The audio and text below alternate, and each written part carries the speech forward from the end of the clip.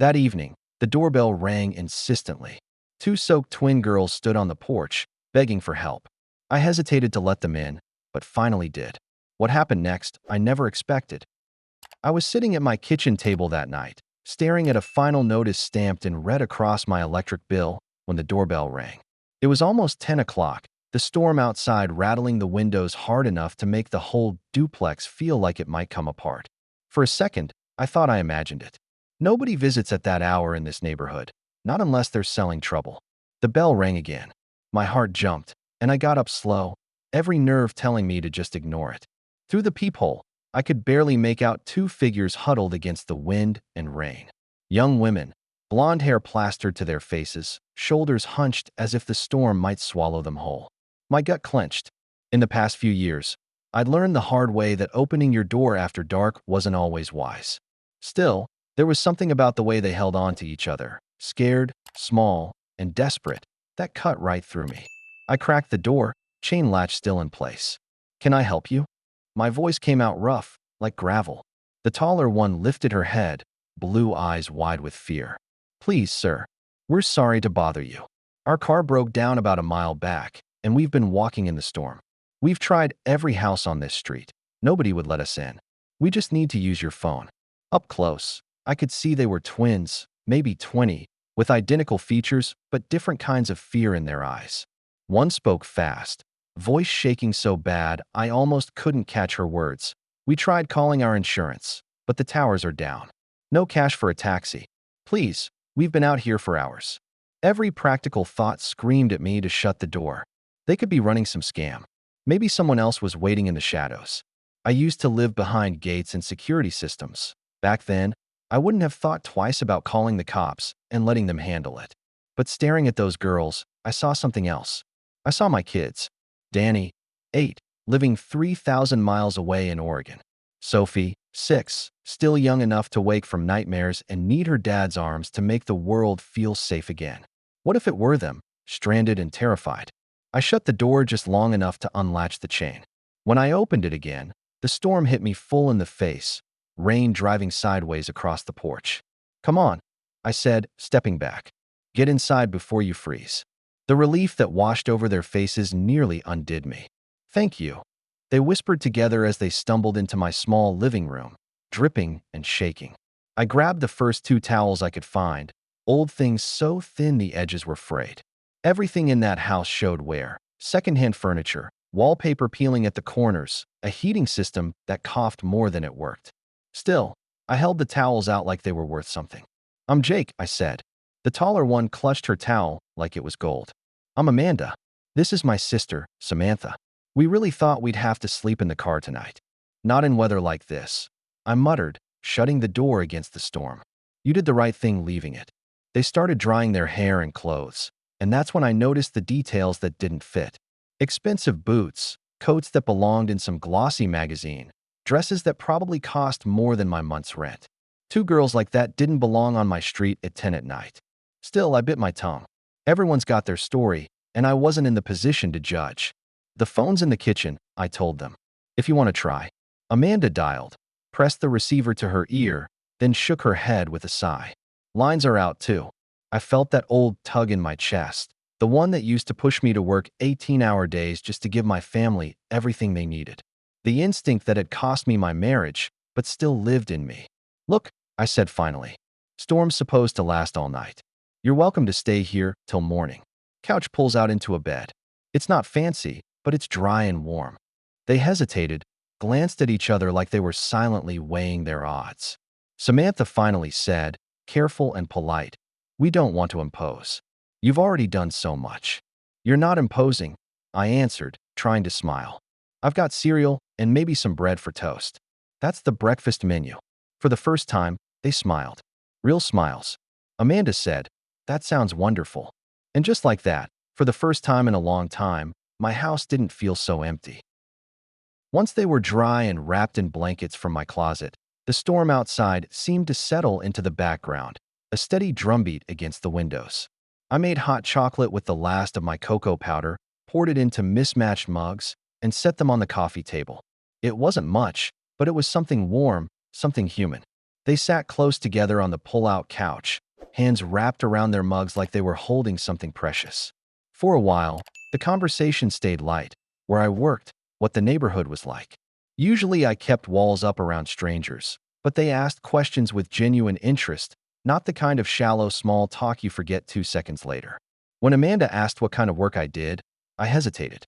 It had been a long time since anyone asked me that without it turning into a reminder of what I'd lost. I'm an architect, I finally said. Well, I was. These days, I take whatever drafting work I can get. Samantha tilted her head. What kind of buildings did you design? I stared at the steam rising from my mug, throat tightening. Commercial stuff. Office buildings. Shopping centers. I had my own firm once. The words tasted bitter, like saying them out loud made me feel the distance between who I used to be and who I'd become. What happened to it? Amanda asked gently, then winced like she regretted prying. I'm sorry, you don't have to. No, it's all right. I cut in, surprised by how easy the words came. The storm outside, the flickering light, the soft way they were listening. It all made confession feel safe. 3 years ago, my life fell apart.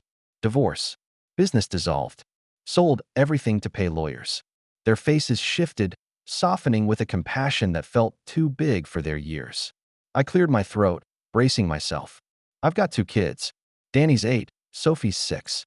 They live with their mom in Oregon. Samantha's voice dropped to a whisper. That must be so hard, being away from them. Hard didn't begin to cover it.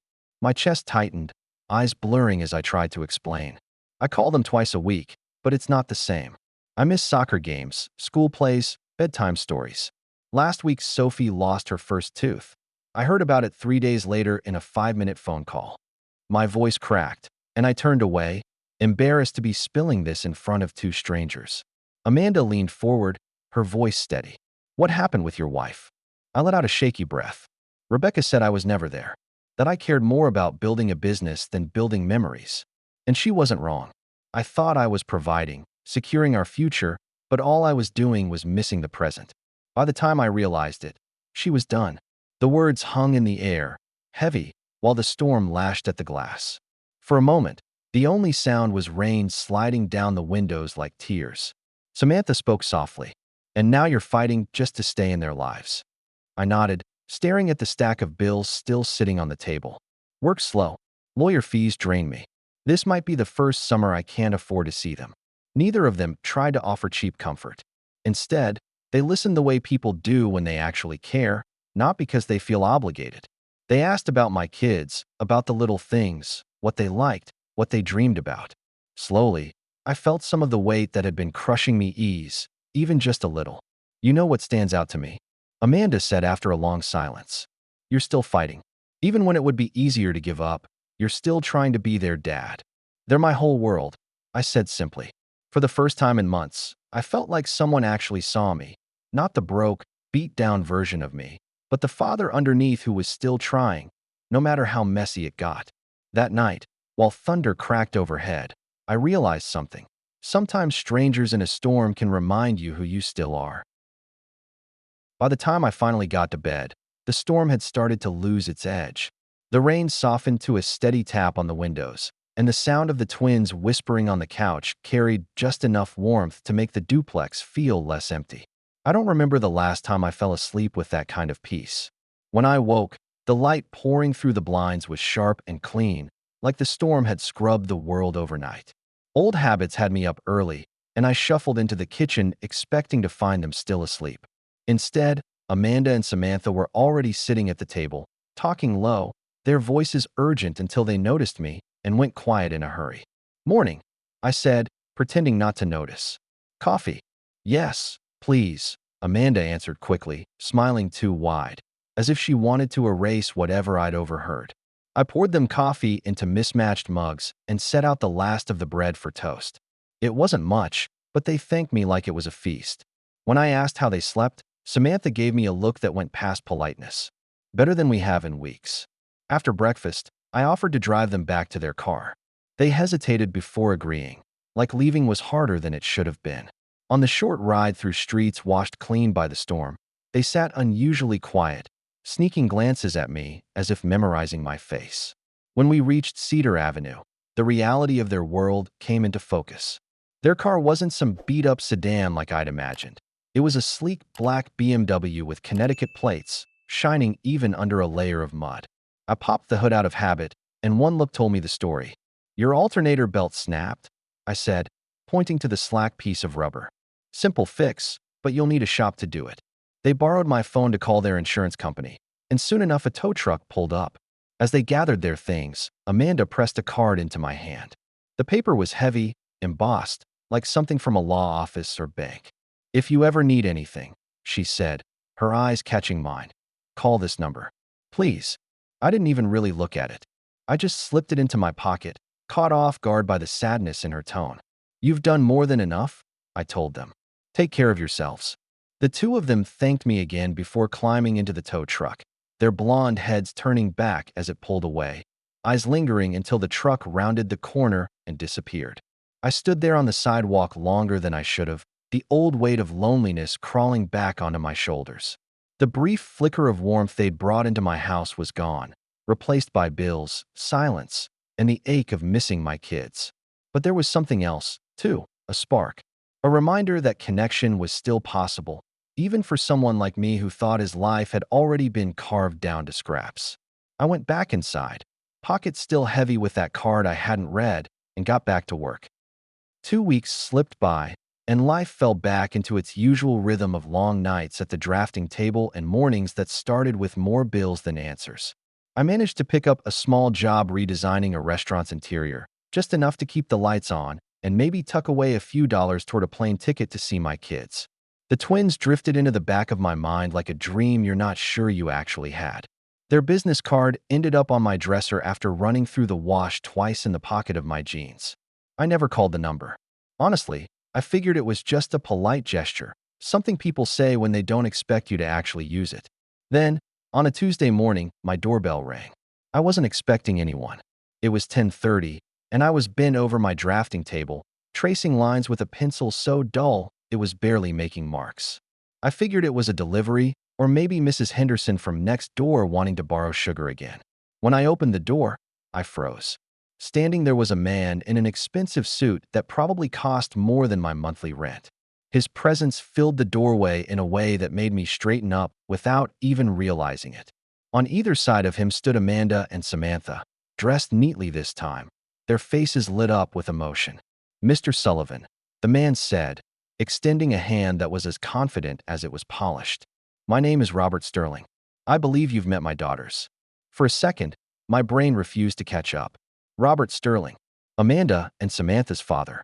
Pieces clicked together like a puzzle I should have solved earlier. The designer clothes, the way they dodge questions about family, the embossed card I never really looked at. "You're their father," I managed, my voice barely above a whisper. "I am," he said warmly, gripping my hand firmly. "And I understand I owe you a debt I can never truly repay." I glanced at Amanda and Samantha. Amanda's eyes were already glassy with tears. "We told him everything, Jake. How you were the only one who opened your door. How you made us feel safe. How kind you were even when you had so little." Samantha nodded quickly. "Dad wanted to come sooner, but we asked him to wait. We needed to be sure about something first." My chest tightened, and I shook my head slowly, the world tilting under me. "Sure about what?" Robert's smile widened, and I could see exactly where his daughters had inherited their warmth. "My girls are excellent judges of character, Mr. Sullivan. They insisted on doing some research before I approached you." The word hit me like a punch. "Research?" Amanda stepped closer, her voice gentle but direct. "About you. About your custody situation. Your work. Your financial struggles. Everything you shared with us that night." I felt heat crawl up my neck. My private failures, picked apart, cataloged, studied. The shame landed heavy, like someone had cracked open my life and laid it on a boardroom table. "Please don't be angry," Samantha said quickly, reading my face. "We weren't trying to invade your privacy.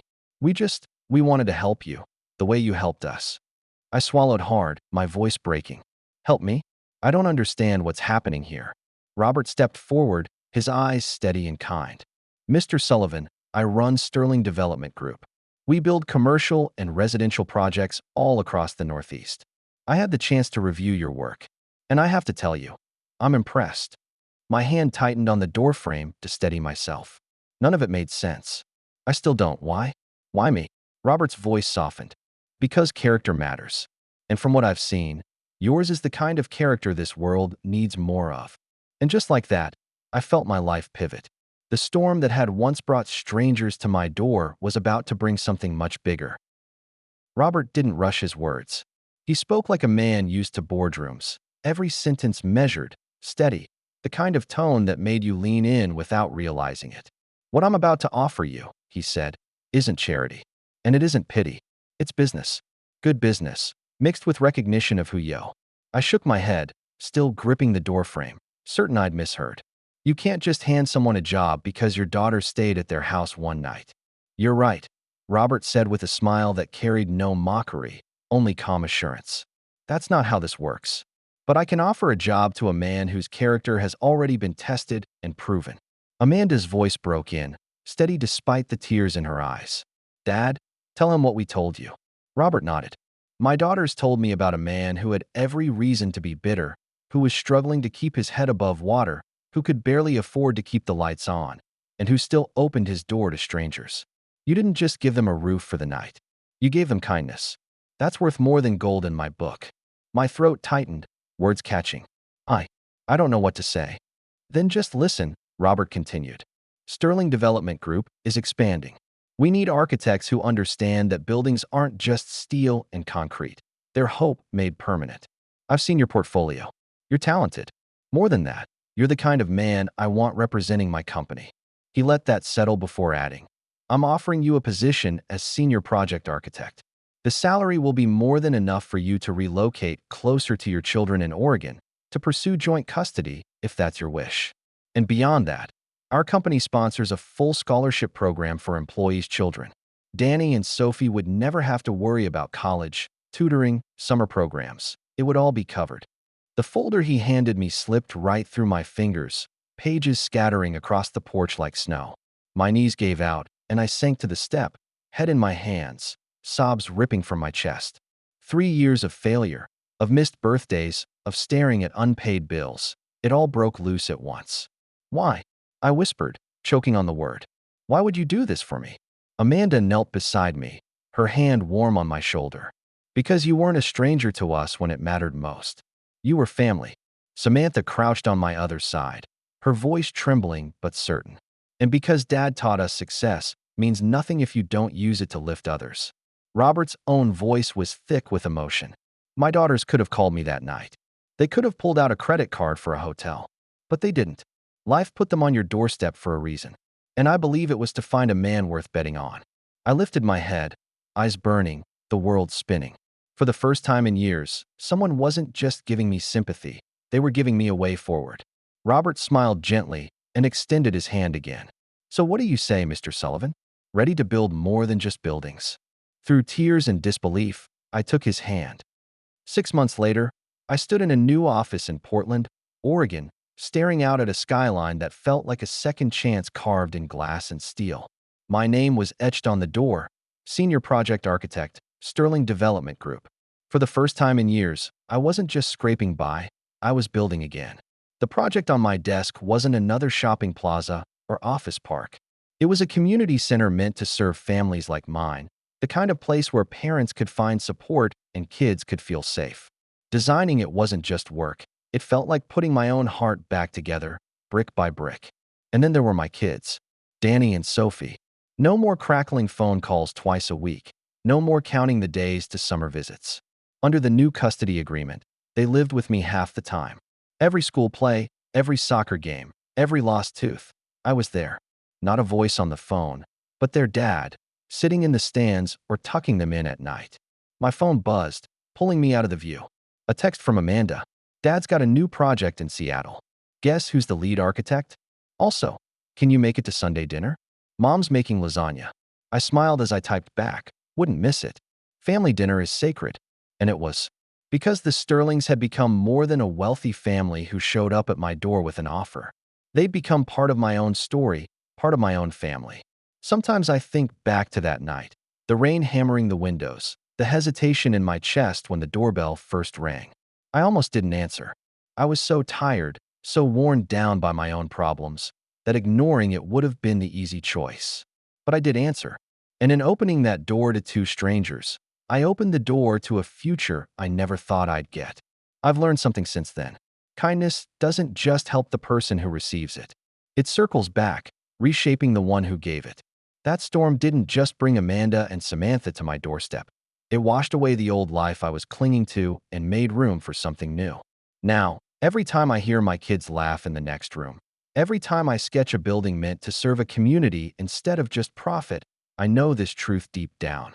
Sometimes the greatest miracle starts with a knock at the door.